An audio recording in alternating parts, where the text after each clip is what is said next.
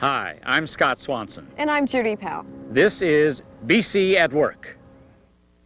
Tonight, there could be new life for the Trunk-Heel site in Kamloops, and our barnyard analyst Charlie Farquharson rides the Royal Commission on Education.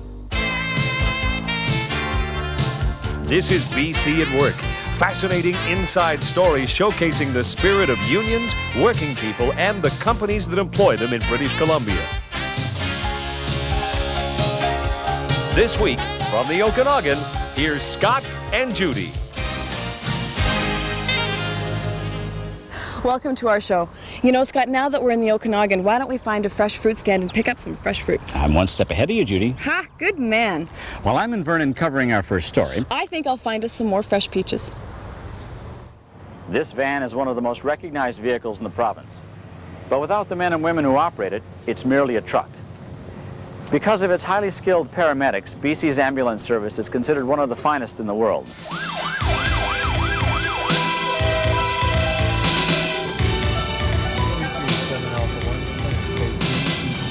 24 hours a day, 365 days a year. 10 full-time and 15 part-time members of the Ambulance and Paramedics of British Columbia, CUPE Local 873, are on call in Vernon. We respond to the needs of the public when they call. They ask for an ambulance, or sickness, car accidents, heart attacks, any kind of imaginable injuries we respond to from here. The call to dispatch this ambulance in Vernon came from Kamloops.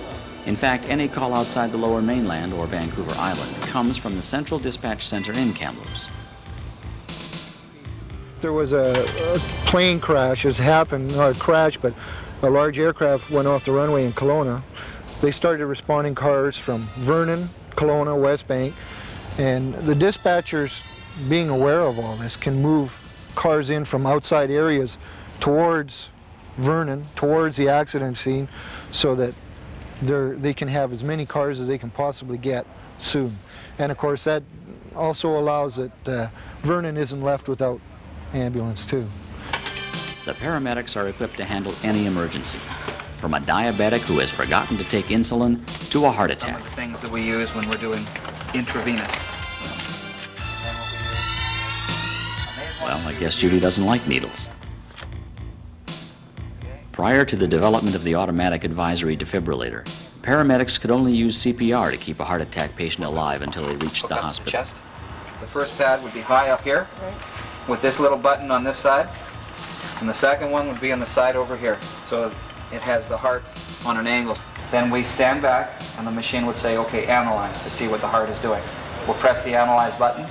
If shock is advised, it will say shock now, and we make sure that nobody's touching the patient or anywhere near the patient, and then we press shock. The quicker they can get the heart muscle stabilized, the better the patient's chances of recovery. We're one of the best ambulance services in North America, probably one of the better in the world. But the scare is the privatization. All the education you can get, all the training you can get and experience only benefits the patients. If they break that up and throw it away, you're not going to get it. Bob, what's the most rewarding part of your job? Most rewarding part is to know that you have gone out, you've done a good call in your mind and in your partner's eyes, and that the patient has recovered. They've been maybe, like I say earlier, unconscious, they've become conscious. They've thanked you, you know you've done your job and you've done it well. Being a paramedic is not a job you do for the money. It's you care for the people and you want to do as much as you can for them. this is not an easy job. In the short time that we were here, you can tell these paramedics can deal with any kind of emergency. We'll be right back. In 1984, state growers used more than 300 million pounds of pesticides, some of the most toxic chemicals ever manufactured. Coming up next, Lay Prairie's Logbook.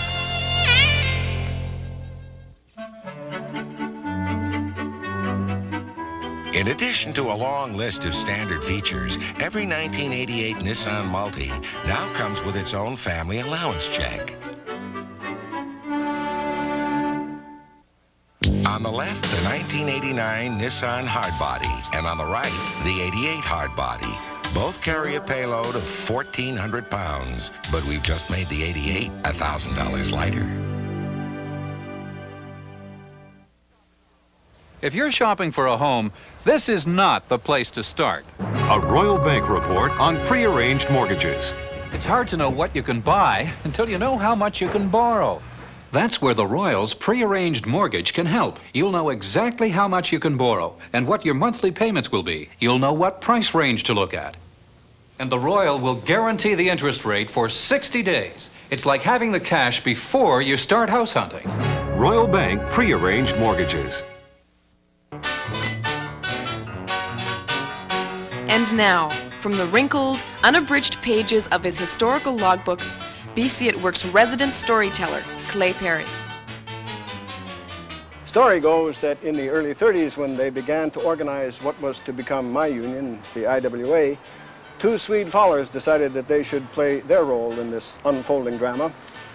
But they were a little worried about their public speaking ability and their Swede accents.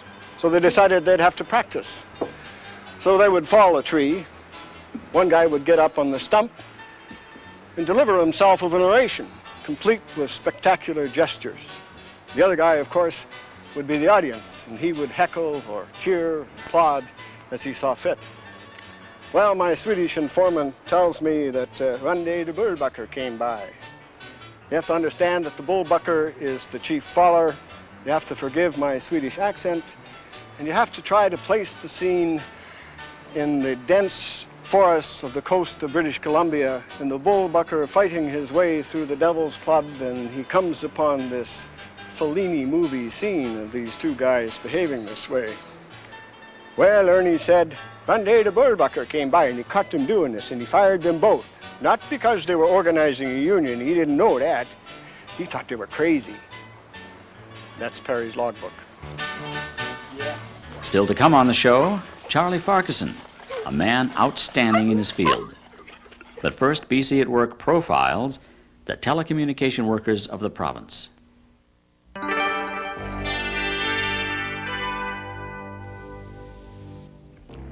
These are the people who keep you in touch with the world, the telecommunication workers, 10,000 men and women you call on every day in every corner of BC.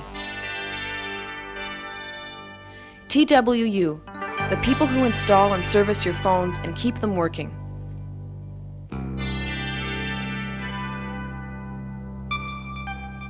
Throughout the province, from the islands to the Rockies, from the border to the northern frontier, they keep the world at your fingertips.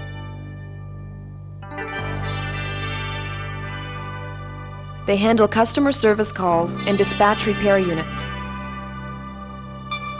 They provide directory and long-distance dialing assistance and provide services that fill a special need in communities all over BC. This is the Message Relay Center in New Westminster. Here, TWU members help the hearing impaired, providing the human touch that extends the phone system to the physically challenged. The work they do is very important, but that's only part of the story.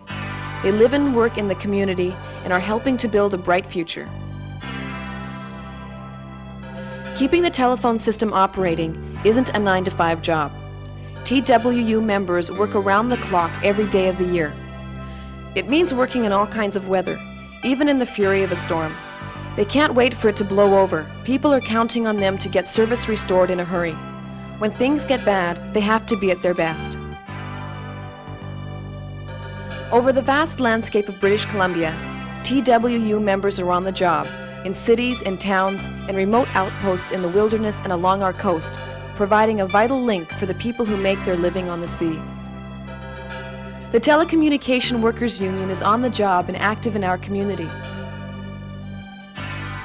These are the people who organize fundraisers for local charities, who coach and sponsor youth sports, and who reach out to help our senior citizens. They serve as elected officials in local government, and they respond to the needs of British Columbians. TWU, the people who keep us in touch with the world and make it a better place.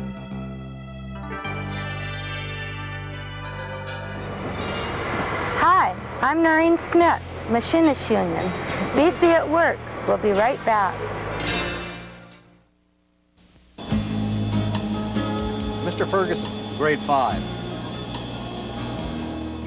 Mrs. Berinsky, grade 8. Mr. Ross, grade 9. Ms. Foster, grade 12. Miss Pete, grade 4. Mr. Myers, grade 11. Who's your favorite teacher? We're helping children grow. Send an ambulance! It's my dad! I think he's had a heart attack! Listen carefully, I'll tell you how to do CPR. Put the heel of your hand in the center of his chest. No breathing, no pulse. I just got home. When I came in, he was lying. Give 0.5 of epinephrine. Saving lives is only one of the jobs your ambulance paramedics do for you. I've got a pulse here. It's okay, Dad. You're gonna be okay. You've got the best, except nothing less. On February 15th, 1986, 19 cars derailed in Fort Langley carrying toxic chemicals. For the people who lived nearby, the most important person in the world was Rick Hawes, a member of the BCGEU. Rick Hawes was first on the scene to protect people by checking the water, soil, and air for contamination. It could have been a disaster. Instead, it was just another hard day's work for Rick Hawes. The BCGEU, partners in your community. A lot of controversy has surrounded the Tranquille site here in Kamloops. At one time, over 1,200 men and women lived and worked here, but for the past 4 years it has remained empty, until now.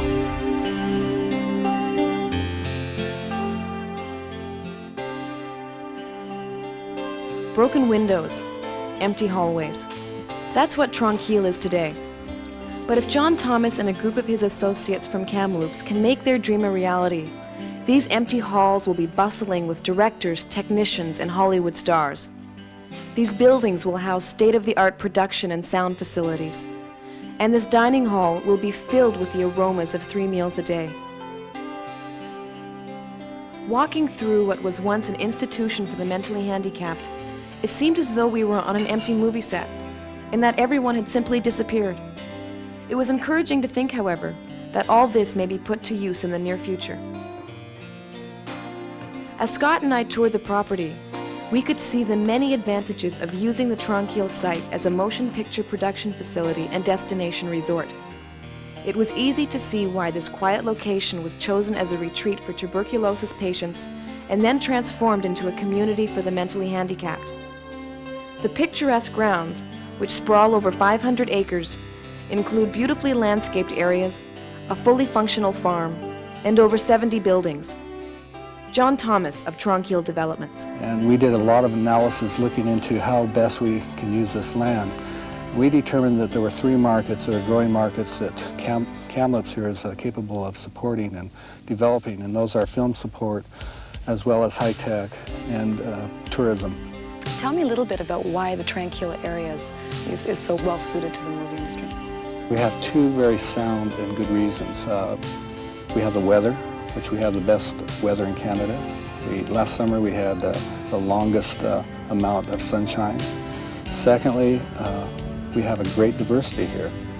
And I think if you want authenticity, which is the way location has been going for the last several decades, is we can provide the versatility and authenticity that people are looking for. I think it's going to be a tourist attraction in itself. Actually, I think the Film Support Center will draw people off the Coquihalla in and of itself. That, coupled with the destination resort and the tourism infrastructure that we plan to achieve here, coupled with all the other things that the region offers, definitely I think will pull people to this site. You're also surrounded by a lot of government lands, and you also have some bird sanctuary areas about that. Can you tell us a little bit about how that could fit in? Yes, well, actually birding is, I don't know a lot about it, but I'm told that it's one of the fastest growing sports, bird watching. And we've had 191 species recorded in our sanctuary right here. We are surrounded with protected lands, and for example, we have herds of bighorn sheep come down and graze on the slopes here. But it's a very beautiful setting. It has an isolation about it, yet it's accessible. Who knows? One day this site could be as famous as Universal Studios.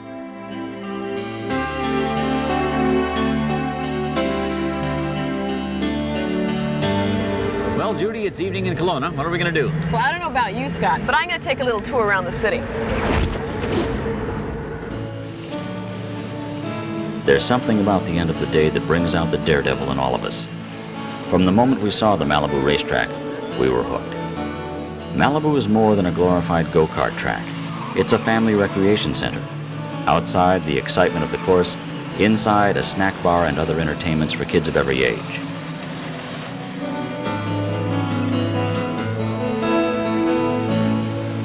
We've had substantial success every year. We have a large regular following that'll come out here once or twice a week. Regularly race. We hold end of the year race, okay, and we also have lap, record holders. Malibu is the only racetrack of its kind in Canada. At one time, it was owned by an American firm. Now it is owned and operated here in Kelowna. To start off with, the cars are all remote controlled. What that means is that we can kill or turn the engine off of any car at any time that's out there, okay? That, eliminates any of the drivers that are out there fooling around that might be able to run into another car. The car out here is capable of going 80 miles an hour, all right? If you're a good driver and you know your understeer, your oversteer, you can get this car going up to about 40 miles on the track. Otherwise, the beginner, top speed will be about 35 because he'll be trying to apex the car too hard, and that way you won't be able to get the full performance out of it. So the track basically governs the car. Some of these drivers are very serious about this sport. One man regularly drives in from Edmonton to try and beat the track record. The track record is 46 seconds, but Judy did it in a hair over 96 seconds. We've had everybody. I've had my grandma out there. We've had lots of grandmas out there, and they'll go around and they really enjoy it. A lot of old-time racers said, back in the prairies, they used to dirt track it or that. They'll get out there, and they have a tendency to slide quite a bit, but once we give them a few tips, they get the hang of it, and they really enjoy it. Uh-oh, here she comes now.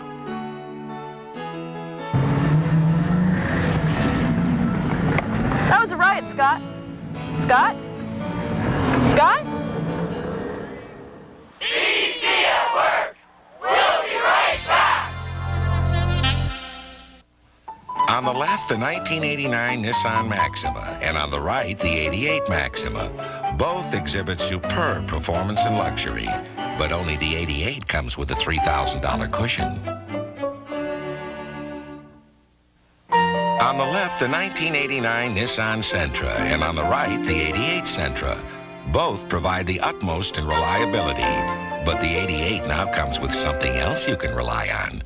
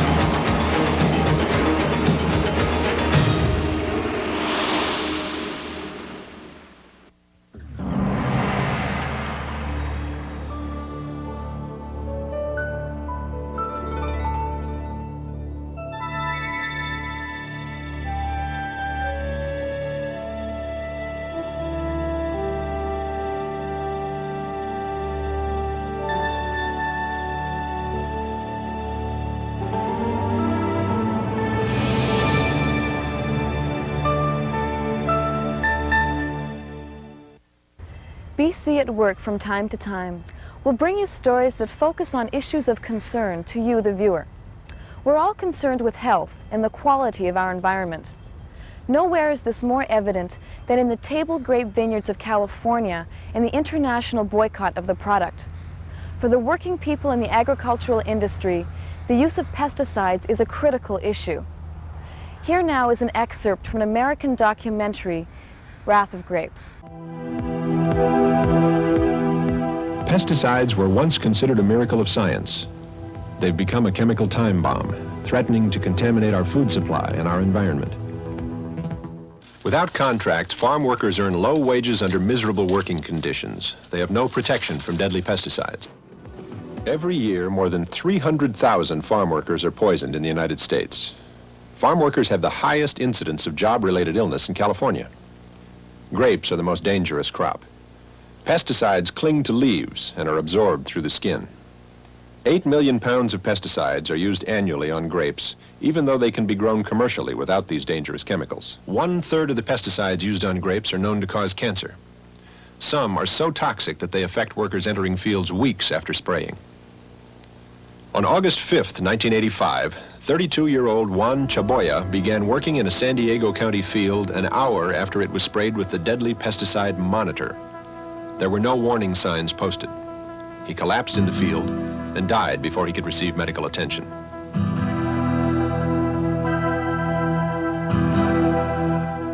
Pesticides are also dangerous to the children of farm workers. Salvador de Anda followed his father into the fields. His mother, Alicia, worked in the grape fields during her pregnancy. On Salvador's 9th birthday, doctors told his mother that he has inoperable cancer. My whole world just crumbled down. Alicia de Anda blames pesticides. Salvador doesn't think about blame. He just wants to be a normal boy. I went to school and then they started making fun of me. Other children wouldn't play with him because they were afraid of getting cancer. It's hard for Salvador to talk about it. The dangers posed by Captan are not confined to farm worker families. The California Department of Agriculture found residues of Captan and 10 other pesticides on grapes they sampled. Most of these residues cannot be completely washed off. The long-term effects of pesticides on consumers are unknown and may not show up for many years.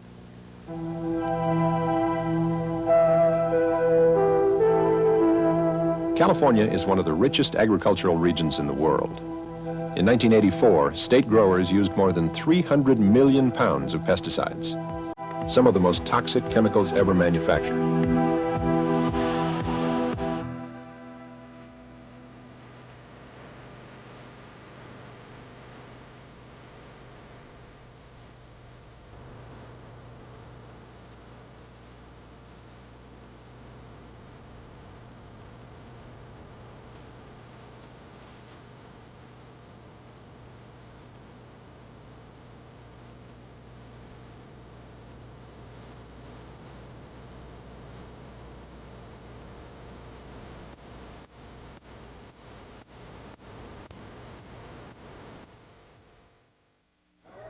Okay, Judy, you got me up here. Now please let me down. Well, I'm trying to figure out how to get Scott down. Here's Charlie Farquharson.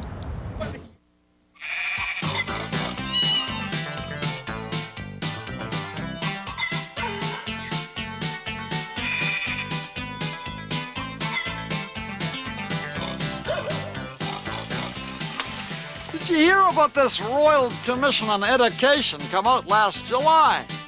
Seems to me them government commissions does nothing but take minutes and waste years. Because they always end up on the shelf. One of these days us Canadians is gonna keep one of them commissions and put our country on the shelf.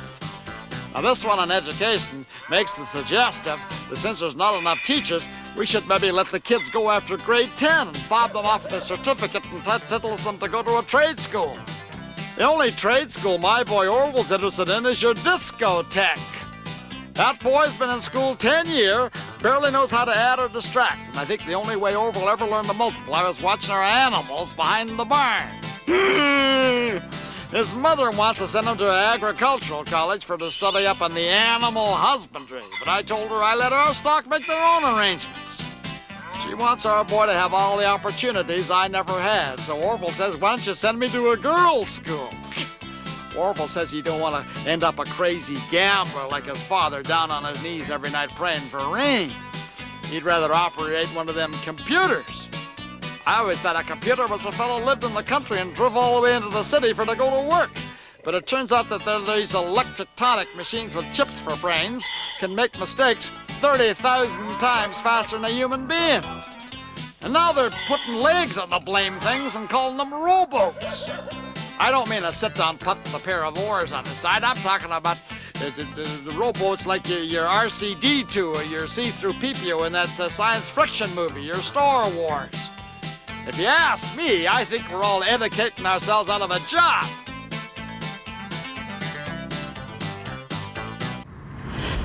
Well, Judy, that's it for this week's show. Next stop, Kelowna and Penticton. Along with our regular features, Barnyard Analysis and Clay Perry's logbook, we'll have a lot more interesting stories from the Okanagan.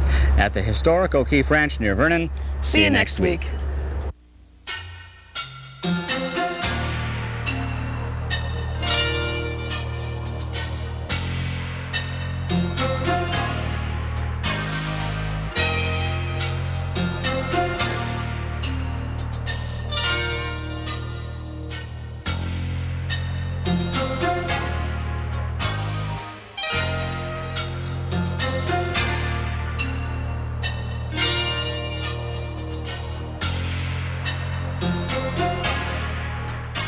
If you have a good story about a BC union, worker, or company, write to us at BC at Work, Suite 411, 1200 West Pender, Vancouver.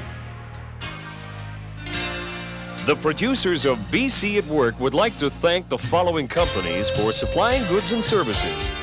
Our show hosts travel BC in the luxury of a 28-foot motorhome provided by Okanagan manufacturers. The crew vehicle for the show is a 1988 Chevy S10 Blazer, compliments of Westminster Auto Leasing. Our fuel expenses throughout BC have been provided by the Petro-Canada dealers and agents. Our energy is Canada. While on the road, the cast and crew of BC at Work stay at Coast Hotels, the choice of the frequent traveler. Everyone on the show can stay in touch no matter where we are in the province thanks to Autotel and cellular equipment compliments of Cellular Express and BC Cellular. Judy and Scott's wardrobes are provided by Tilly Endurables Adventure Club. Aerial footage made available through the services of Vancouver Helicopters. Production of this week's show has been made possible in part by contributions from Labour Canada and QPBC.